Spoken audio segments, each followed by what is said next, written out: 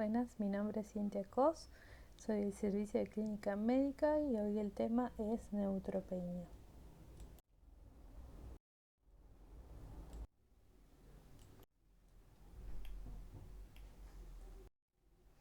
Bueno, como definición, la neutropenia es una disminución de los neutrófilos circundantes. Los neutrófilos forman un 40-70% de los glóbulos blancos en la sangre periférica y se define como un recuento absoluto de neutrófilos menor a 1500.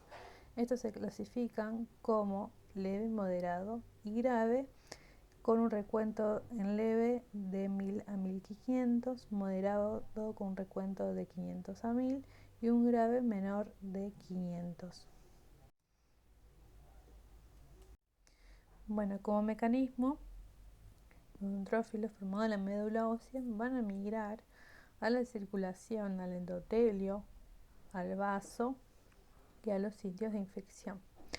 Y esta neutropenia entonces va a resultar de estos tres mecanismos básicos, tanto en la disminución en la producción en la médula ósea, que puede estar dado por fármacos, por infecciones o deficiencias nutricionales, en la distribución, que se daba en la circulación en el endotelio o en el vaso, o en la destrucción inmune. Las causas de la neutropenia pueden estar, hay neutropenias familiares, congénitas, infecciones que están infecciones virales en las hepatitis, VIH, Epstein-Barr, bacterianas, parasitarias y riquecias, medicamentosas, nutricionales, neoplasias malignas, hematológicas, trastornos reumatológicos y neutropenias autoinmunes. En la evaluación inicial del paciente, generalmente la neutropenia es un hallazgo de laboratorio. Lo que tenemos que hacer nosotros es evaluar la urgencia médica. Cuando nosotros hallamos, tenemos que evaluar qué clasificación tiene el paciente y luego determinar la causa probable de esta neutropenia. Determinamos la urgencia y vemos si necesitamos hospitalizar al paciente. Tenemos que ver si tiene hallazgo de sepsis, si presenta inestabilidad hemodinámica o si, por ejemplo, tiene compromiso respiratorio. Si tenemos un paciente con un recuento menor a 500 y tenemos también hallazgos preocupantes en el frotis de sangre periférica, por ejemplo, blastos leucémicos o esquitocitos, vamos a necesitar la internación del paciente y el estudio más específico. Pero si tenemos por ahí pacientes asintomáticos con neutropenias moderadas y sin hallazgos preocupantes, tenemos que repetir nuevamente este hemograma.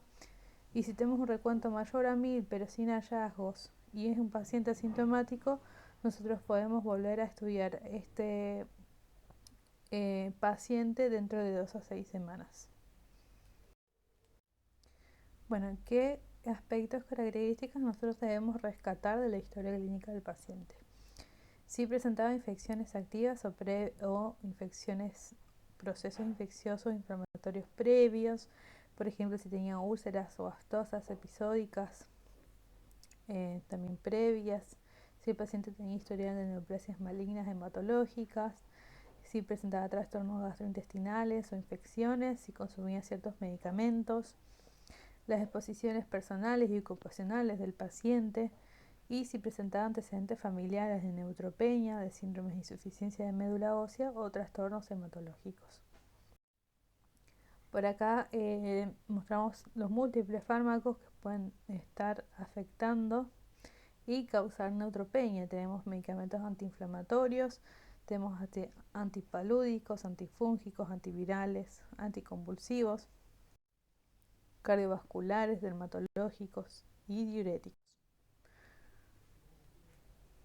En el examen físico, nosotros lo que tenemos que evidenciar es infecciones. Si el paciente tuvo fiebre, si presenta eritemas cutáneos, ulceraciones, si el paciente viene con catéteres, ver que no tenga infecciones asociadas a catéteres, vigilar bien los pacientes neutropénicos, las áreas perirectales y genitales, por ahí salteamos esas áreas y son muy importantes de tener en cuenta, la gingivitis, las ulceraciones orales o odontalgias, así también como ver hongos en la cavidad oral, y tener en cuenta que a veces el examen respiratorio suele a veces ser normal. Algunos hallazgos que nos pueden también determinar y ayudar en la causa de la neutropenia son las ictericias, que nos pueden estar guiando hacia una enfermedad hepática, el edema, que nos puede estar sugiriendo trastornos reumatológicos, las erupciones también pueden sugerir trastornos reumatológicos o alergias medicamentosas, las linfadenopatías, las esplenomegalias y las anomalías neuropsiquiátricas, que también nos pueden estar sugiriendo tanto deficiencias nutricionales, alcoholismo o también enfermedad por VIH. Bueno, en el estudio del paciente con neutropenia nosotros siempre debemos pedir un frotis de sangre periférica.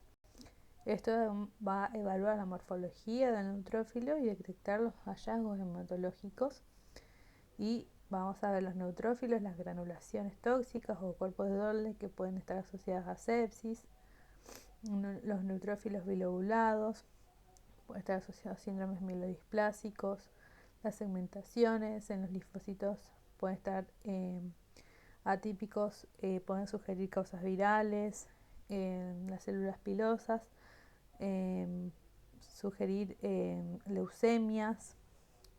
Debemos ver también los glóbulos rojos también para ver que no estén asociadas a enfermedades hepáticas o microangiopatías o anemias megaloblásticas. Otras pruebas de laboratorio que pedimos en los pacientes con neutropenias: los niveles de B12, folato y cobre para ver si tienen deficiencias nutricionales, funciones hepáticas, pruebas de VIH, prueba de coagulación, LDH, creatinina sérica. Tenemos que ver también eritrosedimentación y PCR. Y se sugiere no realizar estudios de detección de trastornos reumatológicos en ausencia de hallazgos clínicos. Bueno, en el riesgo de infección está influenciado por la trayectoria y el recuento absoluto de neutrófilos. La causa subyacente de la neutropenia y los pacientes neutropénicos sin fiebre u otros signos de infecciones probablemente van a estar mejores y más seguros fuera del hospital que dentro del hospital, pero cuando un paciente ya presenta síndrome febril, es mejor que requieran un ingreso hospitalario.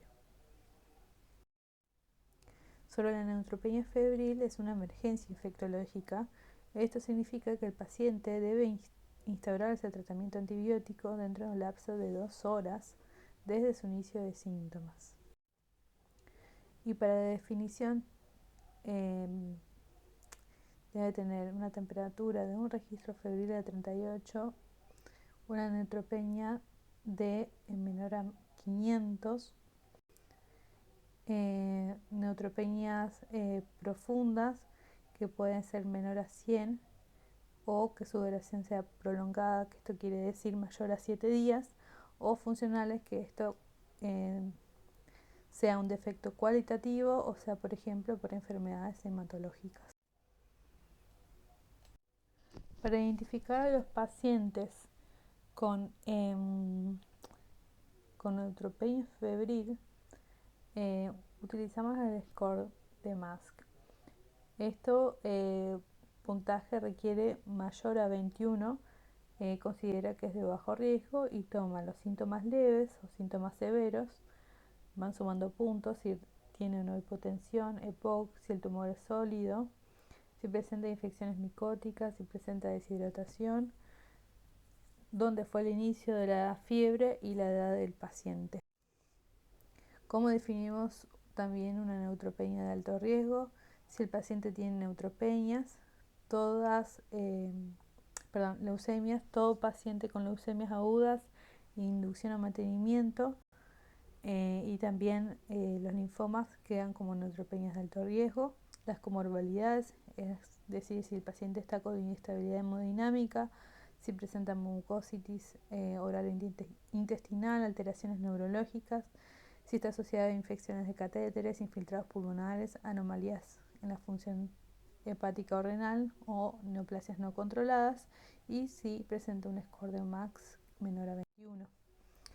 La conducta diagnóstica de estos pacientes con neutropenia febril es realizar hemocultivos periféricos por 2, retrocultivar cada rama del catéter si presenta catéteres, tanto semipermanentes como permanentes, realizar muestras relacionadas al foco probable, tanto sea lavados bronquiolvolares, biopsias en caso de lesiones cutáneas.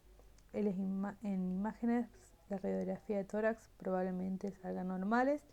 Si es normal, se sugiere pedir tomografía de tórax, muestras, procesar para bacterias comunes, hongos, micobacterias, tinciones para PCP. Y en caso de neumonías o cuadros de vía aérea superior, solicitar el panel virológico. El tratamiento se divide en neutropenias de bajo riesgo y neutropenias de alto riesgo. En las neutropenias de bajo riesgo se puede hacer un tratamiento ambulatorio, siempre tener en cuenta el nivel socioeconómico del paciente y si tiene una familia continente. Y se puede iniciar con ciprofloxacina o amoxiclavulánico. En el caso de las neutropenias de alto riesgo se va a dividir en los pacientes extrahospitalarios, que podemos iniciar con ceftriaxona y amicacina, y en los pacientes intrahospitalarios el primer esquema es pipertazobactam más amicacina. Si no se aísla un bacilo gram negativo productores de BLE, se puede suspender la amicacina a las 72 horas. Ahora, cuando nosotros en estos casos asociamos la vancomicina, si tenemos infección asociadas a catéteres, si el paciente presenta hipotensión o shock, si presenta neumonía con sospecha de SAMR, colonizaciones previas por SAMR, profilaxis con quinolonas. Bueno, esta es la bibliografía donde se sacó el tema. Cualquier cosa me consulta. Gracias.